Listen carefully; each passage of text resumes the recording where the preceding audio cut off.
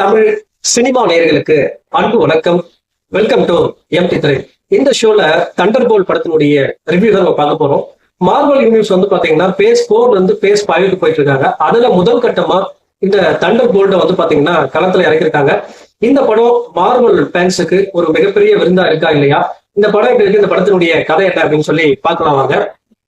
இந்த படத்தினுடைய ஆரம்பத்திலேயே வந்து பாத்தீங்கன்னா எலனா ஒரு மிகப்பெரிய மிஷனை செஞ்சு முடிக்கிறாங்க.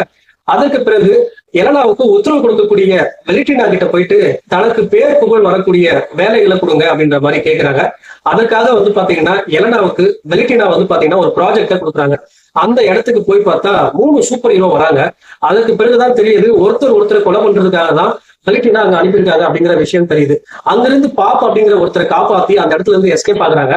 சோ அதற்கு பிறகுதான் தெரிய வருது, சோ எலனா வந்து இந்த பாப் அப்படிங்கிற ஒருத்தரை உருவாக்கி சூப்பர் ஹீரோக்களை கொலை பண்றதுக்காக உருவாக்கியிருக்காங்க அப்படிங்கிற விஷயம் தெரிய வருது.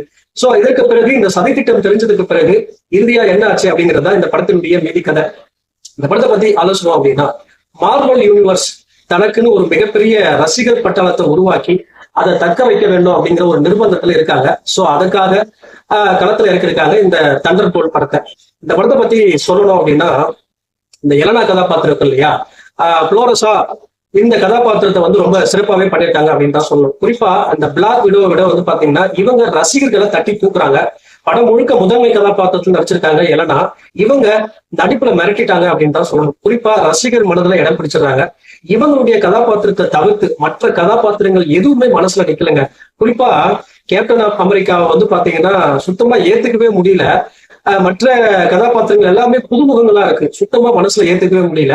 அதை தாண்டி வந்து பாத்தீங்கன்னா இந்த மார்வல் யூனிவர்ஸ் படங்கள்ல இருக்கக்கூடிய அந்த காமெடி காட்சிகள் எல்லாமே இந்த படத்துல இடம் பெறல. அது ரசிகர்களுக்கு கொஞ்சம் ஏமாற்றமா இருந்துச்சு.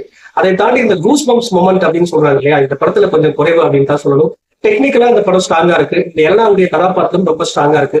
மற்றபடி வந்து பாத்தீங்கன்னா இந்த படத்துல மைனஸ் அப்படின்னு பாத்தீங்கன்னா பெரிய நடிகர்கள், பரிச்சயம் இல்லாத நடிகர்கள், புதிய முகங்களை அவஞ்சர்களா களமறிக்கிருக்காங்க. அதனால படத்தோடு பெருசா கனெக்ட் ஆக முடியல. மற்றபடி மொத்தத்துல சொல்லணும் அப்படின்னா இந்த தண்டர்போல்ட் வந்து ஆஹா ஓஹோ அப்படின்னு சொல்ற அளவுக்கு இல்ல, அதே நேரத்துல ரொம்ப மோசமும் இல்ல. ஒன்ஸ் ட்ரை பண்ணி பார்க்கக்கூடிய படம். இந்த படத்துக்கு எப்படி திரை கொடுக்குற ரேட்டிங் 5 to 2.75. அடுத்த வருஷத்துல சந்திக்கிறேன். நன்றி, வணக்கம்.